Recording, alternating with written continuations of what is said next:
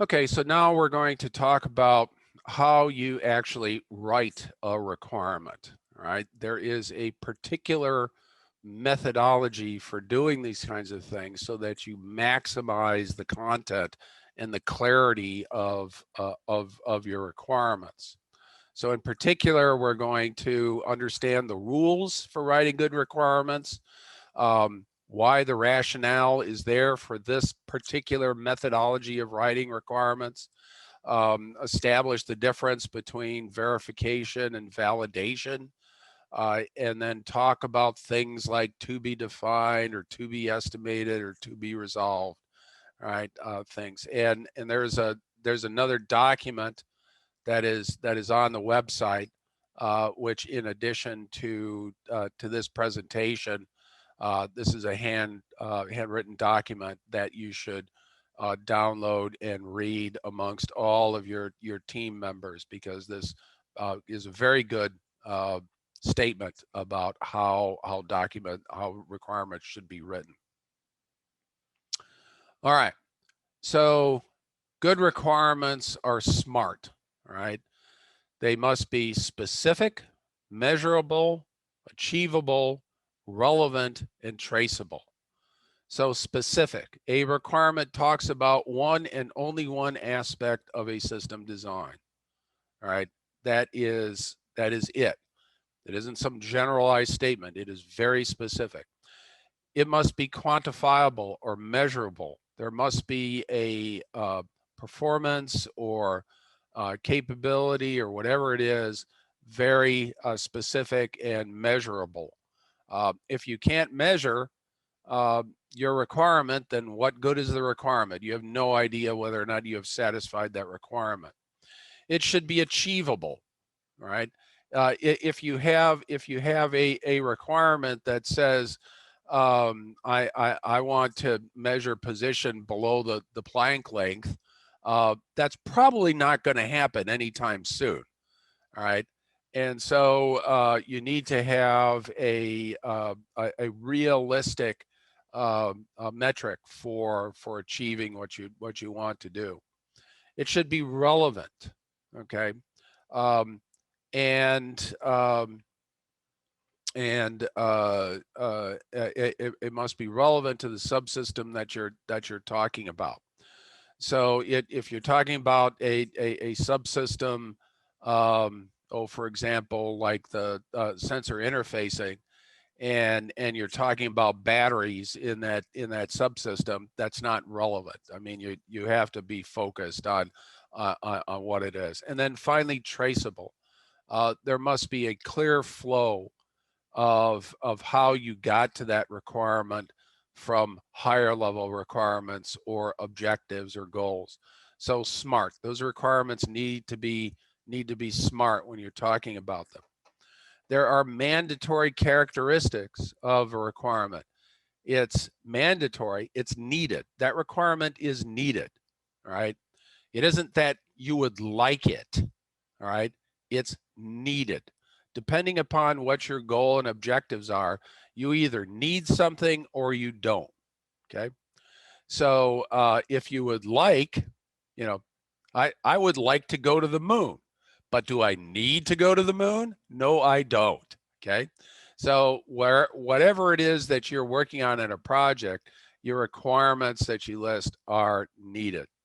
They need to be verified. You need to have something, like we said, smart, measurable, and achievable. And then finally attainable within the limits of your system. So I mean, here's we talked about some constraints on your system in terms of weight, 500 grams, and the 17 centimeters between strings. But there's other constraints. Okay, there's other requirements. You have particular documents, which we'll talk to in a bit, that are due on particular dates. That's a requirement, right? You have to satisfy those requirements. There's a cost, all right, and there's a timeline. You have to be done before May, right? There is no question about that. So those kinds of requirements need to be incorporated into your project. Each requirement should Express one thought. Be concise. Be simple. Be stated positively. Be correct grammatically. All right. No typos, no misspellings. It must be unambiguous. All right. There should be a consistent terminology. Don't go from pounds to kilograms. All right. Or, or other kinds of things. Don't change units. Be consistent with your terminology. All right. And you need to comply with the template and style rules that are going on. A requirement must state who is responsible, what shall be done, or how well something shall be done, or under what constraints something shall be done. Format is generally who shall what. It is a positive or active voice, not a passive voice. So here's a couple of examples. The system shall operate at a power level of blah, 5 watts, okay? The software shall acquire data from the blah. The structure shall withstand loads of, get the idea, okay? You use shall, okay? Shall, will, should. Those are okay words because they are definitive, they are active.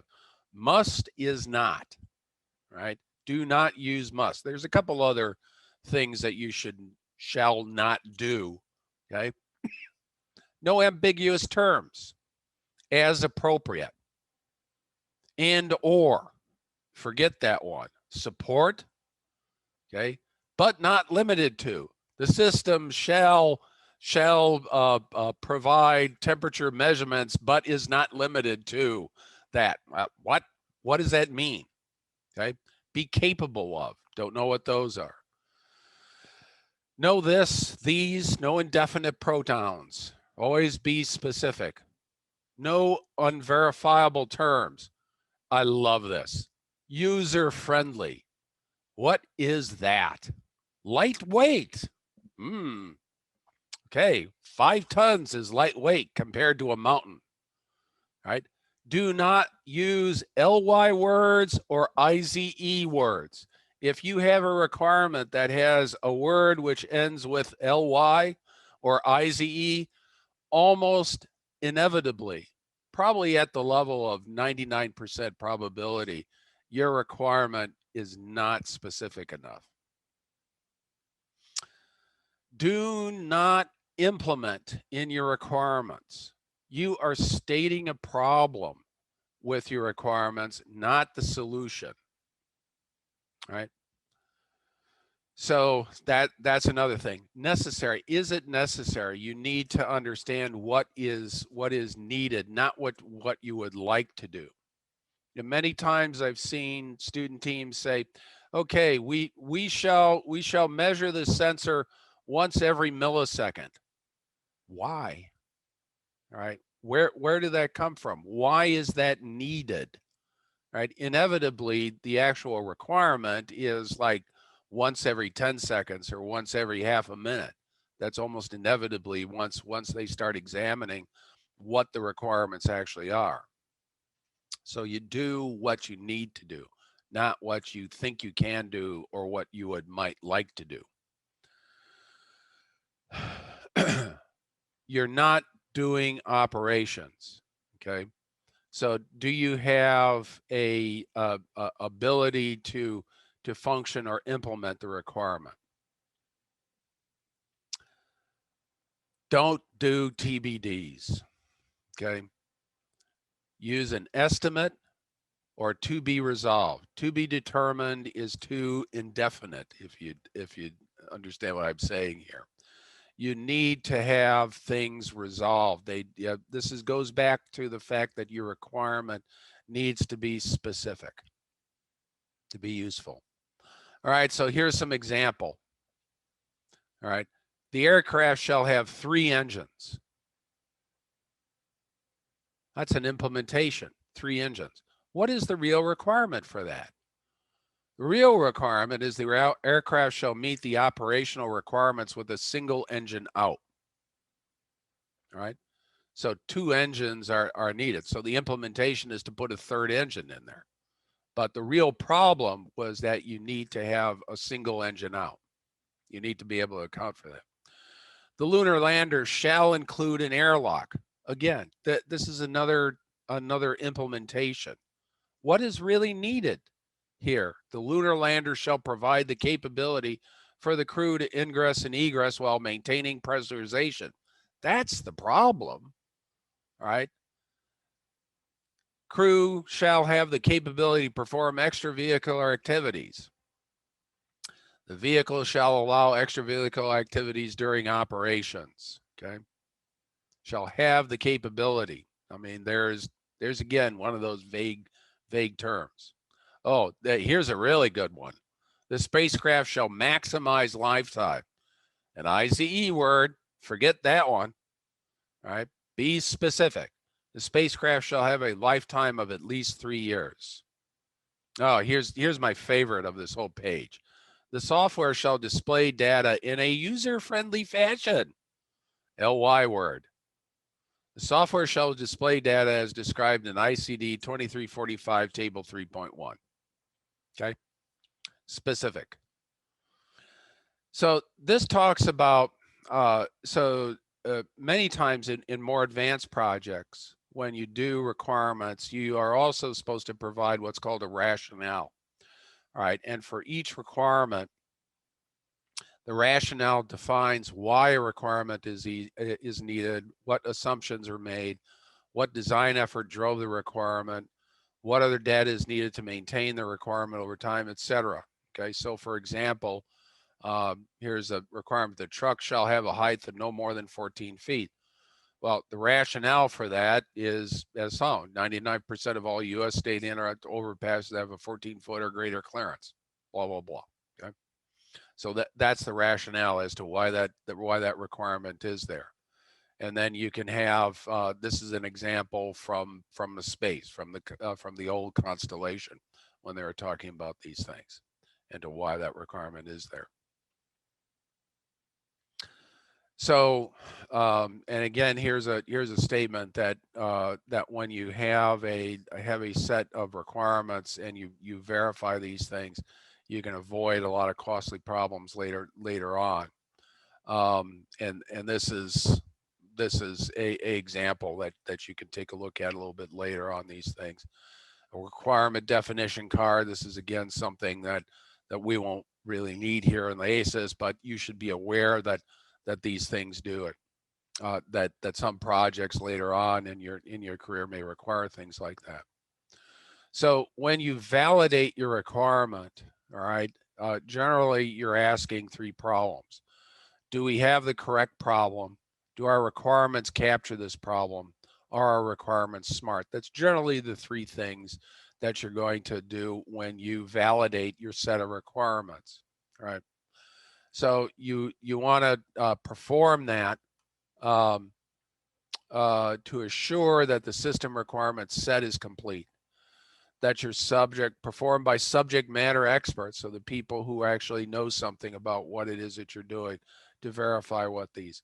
Does the requirement set completely address and accomplish the mission? Are you missing anything? All right, that's something that is very common for people to actually miss requirements that are needed, and then you find later on that that you're going down a wrong path, or that you're expending effort on something which is not needed, for example. All right, so generally you do your validation before your system requirements. So that would be in your place at the pre-PDR or the PDR level. And we'll go over those, what they are. There's some nice little plots here, blah, blah, blah. Okay, all right, here's a good example. Suddenly, a heated exchange took place between the king and the moat contractor. There's a slight problem in communicating the requirements, wasn't there? Okay. All right,